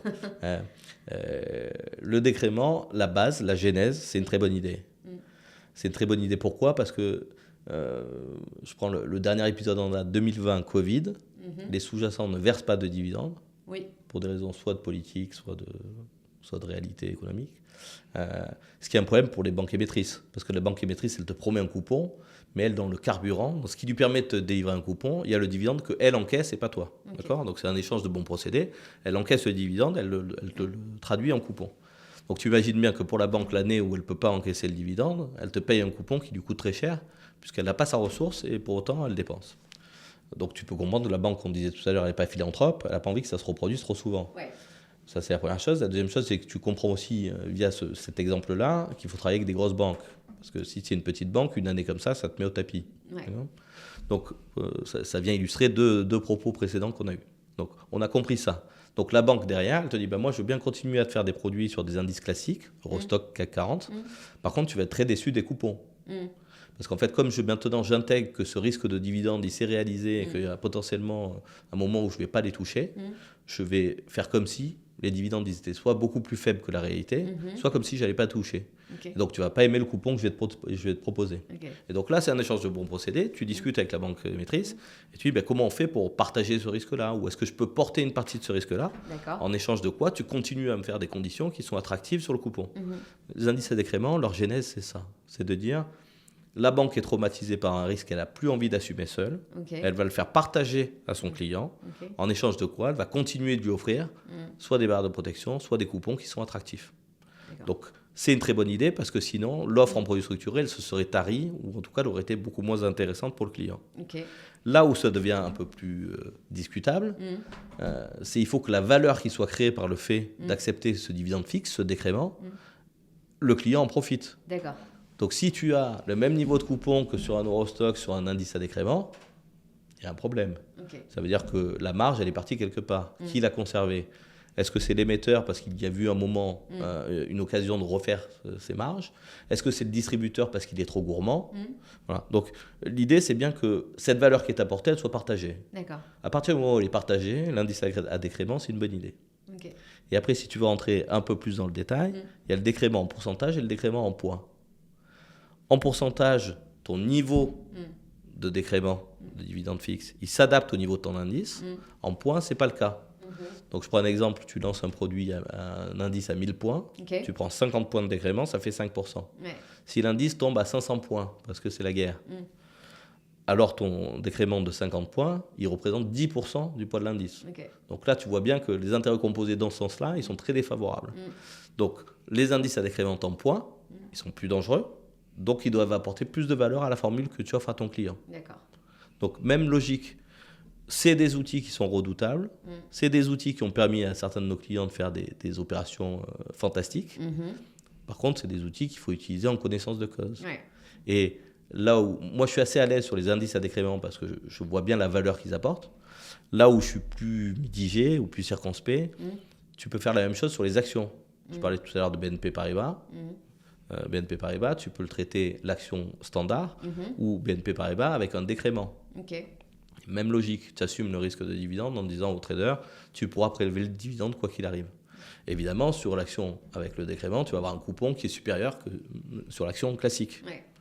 Bon, quand tu réduis à ce point-là la diversification et qu'en plus, tu mets cette condition sur le dividende, tu commences à jouer un risque qui est un peu dangereux. Ouais. Tu vois, typiquement, dans une année comme on est en train de vivre, il y a des opérations en ce moment sur Stellantis qui attirent un peu l'attention. Parce que single stock plus décrément. Et donc, potentiellement, c'est un cocktail qui, au bout d'un moment, je disais tout à l'heure, l'adrénaline, il faut l'assouvir parfois ailleurs que dans l'investissement. Bon, ben voilà, c'est un bon exemple de ça.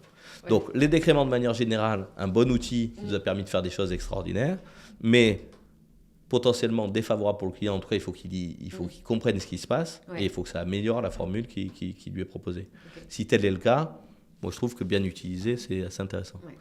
Et ça vient illustrer une autre chose qu'on vient de se dire. C'est des produits où le conseil, il est fondamental. Il est rémunéré, c'est pour ça qu'il y a de la marge dans les produits, mais fondamental. Donc typiquement, ces innovations-là, si tu travailles avec un conseil qui les maîtrise bien, en général, tu vas faire plutôt des bons coups. Voilà. On pourrait y passer plus de temps, mais j'espère que tu as compris l'idée. Non, franchement, c'est hyper clair. Et sur les autres sujets d'innovation dans les produits structurés, comment tu juges en fait les innovations ? Tout ce qui est memory coupon, airbag, buffer, quels sont les trucs qui sont de la complexité utile, ce qu'on disait dans la structure de ton produit, et quelle complexité est plutôt marketing ? Alors en fonction des clients, j'ai des clients qui sont fans de certaines innovations en disant mais comment, coupon mémoire, c'est un bon exemple. Ouais. J'ai des clients qui me disent mais comment certains d'autres des clients acceptent de traiter des produits sans coupon mémoire. Et j'en ai d'autres qui disent mais ça n'a pas d'intérêt, ou en tout cas dans ma typologie de clients, dans mon objectif, ce coupon mémoire il n'a pas d'intérêt. Donc c'est assez marrant l'innovation parce qu'en fonction de à qui tu parles, les gens disent ça sert à rien. Et puis tu as un autre truc qui est marrant, c'est que tu as des innovations qui arrivent sur le marché et où les gens se disent je vois pas trop à quoi ça sert. Et en fait, 2-3 ans après, ils peuvent plus s'en passer. C'est un peu comme dans la voiture, la vitre électrique. Moi, j'ai le souvenir de mes parents qui disaient finalement, la vitre électrique, ça sert à rien. Il suffit de tourner la manivelle. Bon, aujourd'hui, tu tournes la manivelle, tu te dis mais comment c'est possible ? Alors, d'ailleurs, tu la tournes plus parce qu'il y a des vitres électriques partout. Bon, en structuré, c'est pareil. Donc, la régularité du coupon, la notion de coupon mémoire, là où elle est sympathique, c'est qu'elle illustre bien la classe d'actifs. Cette notion de régularité, de dire je peux avoir des années qui sont moins bonnes, mais mon temps d'attente, il aura été rémunéré parce qu'il y a cet effet mémoire. Je trouve que ça, c'est une innovation qui est absolument majeure. L'airbag, c'est-à-dire la capacité à délivrer du coupon, y compris si le sous-jacent est en baisse. Je trouve ça aussi assez majeur, parce que ta promesse versus un ETF, et c'était d'être introduction, c'est de rémunérer, y compris quand le marché baisse. Donc je trouve ça majeur. Une que moi j'aimais moins au début, par exemple, c'est le daily, c'est le journalier, c'est-à-dire la capacité d'avoir des dates de rappel anticipées tous les jours au bout d'un an. Je trouvais que c'est vrai qu'on a fait un comme ça, Je trouvais que c'était très marketing, parce que je disais, finalement, tu peux attendre un trimestre ou un semestre. Ça te fait un peu plus de coupons. Voilà. Oui, c'est pas un produit de trading. Et j'avais des clients qui faisaient qui avaient des périodes de commercialisation qui étaient assez larges. Donc, finalement, ils vont être appelés à un moment donné où ils ne peuvent pas recommercialiser. Donc, ça ne fait aucun sens. Avec le temps, je trouve que c'est finalement pas si mal parce que tu as des marchés qui sont de plus en plus erratiques. Donc, tu multiplies les occasions d'eux. Et donc, on le disait tout à l'heure, c'est quand même potentiellement un avantage. Bon Pierre, je vais passer à la partie que j'aime bien faire pour tous mes invités, qui est le profil d'investisseur perso de l'intervenant. On vérifie si les cordonniers sont bien ou mal chaussés. Tu m'as dit que tu étais très bien chaussé. J'ai vérifié. J'espère. Ma première question, c'est si tu devais refaire des choix à 20 ans. Alors, tu étais dans l'association bourse de l'école. Vraiment, tu m'as refait ma matinée. Est-ce qu'il y a des choses que tu ferais différemment ? À 20 ans Non, quand j'étais jeune, on m'a donné un conseil que j'ai appliqué qui m'a, a posteriori, je me dis c'était vraiment une bonne, en tout cas j'ai bien fait de le faire. C'était de pas me leverager trop tôt. Autrement dit, la résidence principale, qui pour beaucoup est un objectif assez tôt, en disant c'est la première brique de mon patrimoine, c'est important, etc. Moi, je l'ai fait assez tard. Parce qu'on m'avait dit, si tu veux faire du levier, si tu veux t'endetter, fais-le pour des choses productives. Donc ça peut être de l'immobilier, mais plutôt de l'immobilier locatif ou de l'immobilier de rendement. Mais ta résidence principale, finalement, en plus j'étais à Paris, je suis Marseillais d'origine, hein. Donc j'étais à Paris, ça coûtait cher, il aurait fallu que j'en prenne beaucoup, voilà, et je ne l'ai pas fait, et on m'avait dit ne le fais pas parce que c'est le meilleur moyen pour rester libre et pour prendre du risque professionnel. Et honnêtement, ça m'a vachement aidé, donc je ne l'ai pas fait à 20 ans, je ne l'ai pas fait à 30 ans non plus, je l'ai fait encore après. Et je trouve que ça a été vachement bénéfique parce que dans les risques professionnels que j'ai pris, du coup, j'étais beaucoup plus libre. Je n'avais pas l'impression d'avoir un fil à la patte. Je n'avais pas l'impression d'avoir une charge qui m'empêchait de faire des choses et d'entreprendre. Quand j'ai monté ma boîte, j'étais ravi de ne pas avoir des traites trop importantes, etc. Et donc, je trouve que c'est un peu... on l'entend pas souvent, mais moi, ça m'a vachement aidé de dire, finalement... ta résidence principale, elle est improductive, n'y va pas trop vite, ça va te cornériser, ça va t'empêcher de faire d'autres choses, ça va te tétaniser. Oui, utilise ton levier d'endettement pour autre chose. Pour autre chose, et n'aie pas trop de fil à la patte pour pas être tétanisé et continuer à aller de l'avant. Et je sais que ça m'a vachement... En tout cas, ça m'a... A posteriori, je me dis que c'était un très bon choix. Et puis je pense très, très dans l'air du temps, effectivement, aujourd'hui. Je pense qu'il y a eu un shift total sur la construction patrimoniale ces 30 dernières années. Tu sais que je crois que c'est moins de 10% des primo-accédants à la propriété à Paris qui n'ont pas hérité. Ouais. Quand tu regardes les prix, effectivement, tu te dis... C'est... Non, donc écoute, voilà, moi j'ai été ravi de suivre ce conseil-là et je continue à de temps en temps en parler. Alors chacun fait évidemment ce qu'il veut, toutes les situations sont très différentes. Mais moi, ça m'a beaucoup aidé. Donc, le meilleur conseil d'investisseur qu'on t'ait donné, il y a celui-là. Est-ce que tu en avais un autre ? Il y en a un sur la bourse, qui est quand même notre sujet du matin. Mais c'est de ne pas essayer d'attraper un couteau qui tombe. Je t'épargne mon accent anglais. Mais globalement... on peut être tactique dans ces investissements, mais il y a quand même des momentum où il faut savoir prendre un peu de recul et pas agir de manière trop instinctive. Et en bourse, c'est assez classique, c'est-à-dire qu'il y a beaucoup de gens qui voient une action baisser, une action qu'ils aiment bien, et c'est pas possible qu'elle soit à ce niveau-là, donc ils en rachètent, ils moyennent à la baisse, ils sont contrariants. Et parfois, ça leur fait manquer certaines informations où finalement, l'action qu'ils aimaient bien, elle n'est plus dans la même situation, l'environnement n'est plus le même, etc. Donc, se méfier de ça. Qui plus est, quand ça fait longtemps qu'on regarde la bourse, on a quand même des seuils psychologiques. Il y a des moments où on se dit, non mais à ce prix-là, évidemment, il faut le faire. Humidité, on en a parlé ce matin, mais donc il faut faire hyper gaffe. Et voilà, ça va faire de la retape pour la partie structurée, mais... tu n'attrapes pas un couteau qui tombe, sauf quand tu peux mettre des choses en place via les options qui t'aident à le faire. C'est de dire, tiens, mon point d'entrée sur cette action qui baisse, ça va être le point le plus bas des 3 prochains mois. Je vais quand même me protéger, etc. Donc voilà. Mais globalement, savoir le manque de panache, c'est parfois une bonne idée en bourse. C'est quoi le conseil que tu donnes systématiquement ? Alors, dans la vie pro, moi, il y en a plusieurs, mais je dis se faire coacher. J'adore les coachings. Je trouve qu'en fait, avoir un avis extérieur de quelqu'un qui est bien disposé, qui ne connaît pas nécessairement ton business, mais qui connaît le business de manière générale, c'est hyper important. Et moi, ça m'a toujours pas mal apporté. Et comme j'ai commencé assez tôt, c'est assez sympa parce que j'ai des gens qui m'ont suivi, qui me suivent depuis longtemps. Donc sur lequel tu passes pas ton temps à réexpliquer où tu en es, quelle est ta personnalité, comment tu fonctionnes, etc. Ils te connaissent. Et donc les conseils sont d'autant plus... adaptés. Ils sont d'autant plus violents aussi parce que du coup ils prennent pas de gants, mais du coup ils sont beaucoup plus efficaces. Donc moi je trouve qu'il faut se faire coacher assez tôt et il faut jamais arrêter de se faire coacher. Aller se remettre en cause assez bien, rester dans l'action, pas trop être dans la stratégie. Moi j'ai parfois des jeunes dans mes équipes qui sont les stratèges de l'enfer et qui réfléchissent à 12 bandes. Moi je pense qu'il faut quand même une des vertus de l'entrepreneuriat notamment, c'est de rester dans l'action et d'avancer, de faire les choses. Donc ça, je pense qu'il faut le côté. Et peut-être un dernier conseil qui est ma passion, qui sont mes clients, c'est refuser au maximum le churn client. Je trouve qu'il ne faut pas accepter qu'un client te quitte. Alors parfois, tu es obligé d'accepter parce que ce n'est pas toi qui as décidé. Mais en tout cas, il faut tout faire pour qu'il n'y ait pas de churn client. Plus tu gardes tes clients, et moi je le vois depuis 20 ans, j'ai des clients que j'ai depuis le début, et c'est une fierté absolue. Voilà. Donc ça, je le répète à qui veut l'entendre. Les jeunes, je leur dis 2 trucs. Refuser ce truc-là. Alors, parfois, c'est contre-intuitif, mais parce que ça fait un peu le mec qui s'accroche quoi qu'il arrive. C'est évidemment pas ça. Il faut le faire de manière intelligente. Mais dans l'esprit, un client, c'est tellement dur à obtenir que ne pas le perdre, c'est quand même beaucoup mieux. Et pour autant, s'autoriser aussi à changer d'avis. C'est-à-dire que pendant longtemps, moi, je suis quelqu'un d'assez accrocheur, assez besogneux. Et il faut aussi s'autoriser à changer d'avis parce que sinon, si tu restes toujours dans le même sillon, c'est un peu problématique. Quelles sont les personnalités du monde des affaires qui t'inspirent et pourquoi ? Dans le monde des affaires, historiquement, c'est un peu perdu depuis, mais Jeff Bezos, j'ai toujours trouvé que c'était un mec extraordinaire, notamment dans sa capacité à réinvestir et à avoir envie de l'étape d'après. Donc ça, tu vois, il est assez inspirant. Je pense qu'il est très loin. J'ai pas du tout cette... c'est pas ma vision naturelle. Donc je suis assez admiratif de ça. Souvent, je suis assez admiratif de gens qui me ressemblent pas trop. Mais non, et puis Bezos, tu vois, c'est marrant. Aujourd'hui, il est très controversé. Mais quand tu regardes quand il a démarré, tu te dis c'est quand même incroyable. Ah bah l'historique, c'est complètement dingue. C'est quand même extraordinaire. Ouais, je pense que c'est un mec à part. Hein. Donc c'est pour ça qu'il m'a toujours quand même pas mal inspiré. Je suis assez d'accord.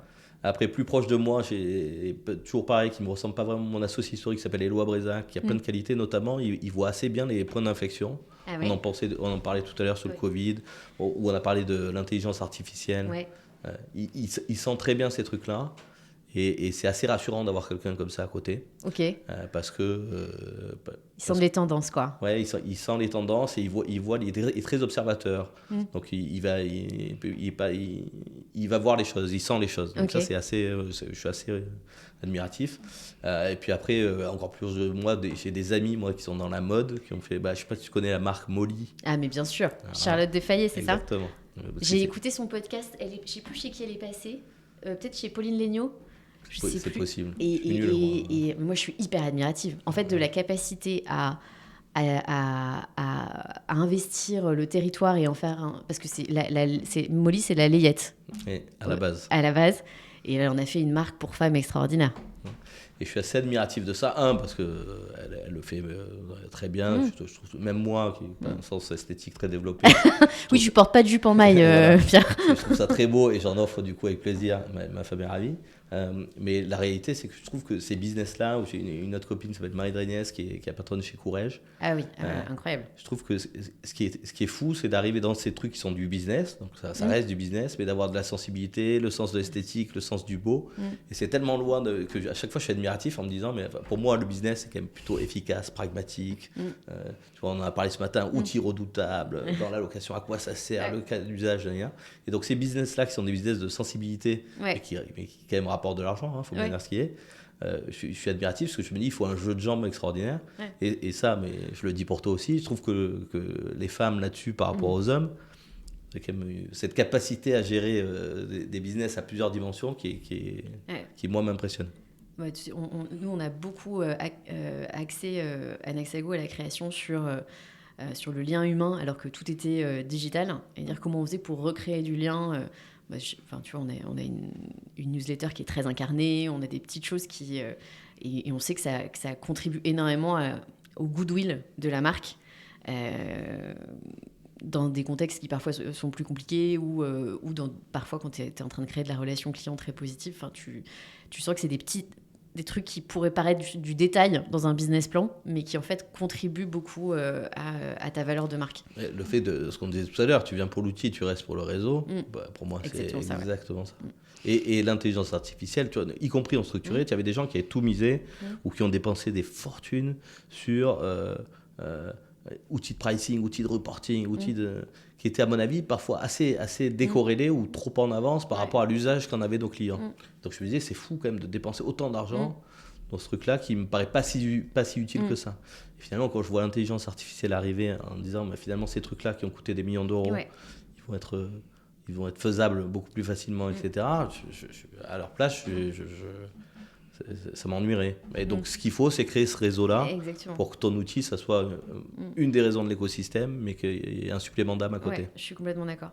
Il y a une question que je n'avais pas mise dans le profil investisseur, mais qui m'intéresse un peu. Est-ce que tu fais des trucs en particulier pour tes enfants, d'un point de vue investissement ? Alors, ils ont des assurances vie. Ouais. J'essaie de les sensibiliser un peu, mais je le fais pour l'instant assez peu ou assez mal. Parce que c'est pas trop un sujet de discussion entre nous. Après je pense qu'effectivement si on veut bien faire il faut quand même assez tôt leur expliquer ce métier-là, le monde de l'épargne, à quoi ça sert.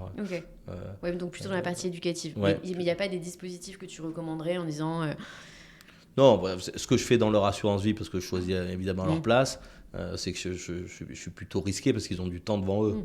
Donc je suis plutôt risk-taker. Et on le disait tout à l'heure, les cordonniers, est-ce que c'est les mieux chaussés ou pas ? Moi, typiquement, dans mon patrimoine, je suis énormément investi en produits structurés.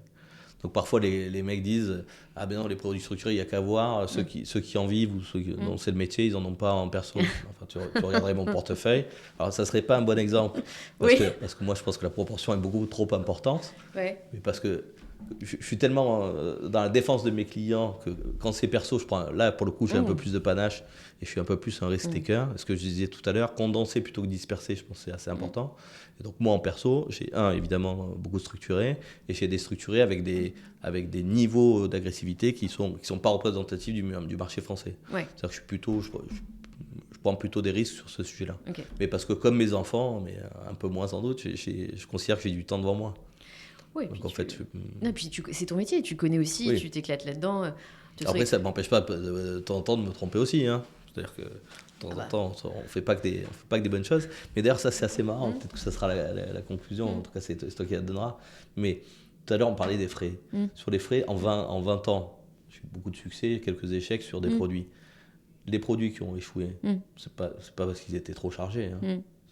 Ce qui coûte cher, c'est le mauvais conseil. C'est pas les frais d'un produit. Donc moi, souvent, j'ai des clients, en fonction des éducations, il y a des gens qui sont plus ou moins sensibles aux frais. J'ai parmi des clients, certains qui sont très sensibles aux frais. Donc évidemment, je les traite de radin, mais surtout, je leur dis, à la fin, c'est pas ça qui va faire qu'on atteint l'objectif ou pas. C'est pas ça qui va changer. Donc je pense qu'il faut mettre, et ça c'est notre conseil que je donne souvent aux jeunes, c'est mettez l'énergie au bon endroit. Ça sert à rien de se battre contre des moulins. Donc l'énergie, c'est suffisamment rare pour bien l'utiliser. Donc skin in the game pour les investissements comme pour le reste. Ah là là, l'énergie. Effectivement, je pense que ce sera le mot de la fin. Je vois qu'en ressources, on mettra peut-être France Produits Structurés pour ceux d'entre vous qui veulent aller plus loin sur ces sujets-là. Parce que c'est vrai que j'ai vu qu'il y avait énormément de contenu sur les structurés. On a essayé de faire quelque chose d'exhaustif et en même temps le plus complet possible ce matin. Et on vous mettra des liens vers l'étude de l'AMF qui est sortie il n'y a pas très longtemps et vers la doc et la formation que... Il y a de plus en plus de bibliographies, mais effectivement, l'association française des produits structurés, les fameux 10 brokers qui se sont réunis, une de leurs vocations, c'est d'être assez utile sur cette partie pédagogique. Et donc, alors pour l'instant, c'est pas encore très abouti, mais il va y avoir pas mal de docs qui vont arriver, donc... vous allez les voir passer. Ok, on transmettra ça. Bon, mais merci beaucoup, Pierre. C'était passionnant. Merci à tous ceux d'entre vous qui sont arrivés à la fin de cet épisode. Je pense qu'on est tous des experts déstructurés. Je vous remercie et je vous dis à très bientôt pour un nouvel épisode d'Argent Compté. À bientôt.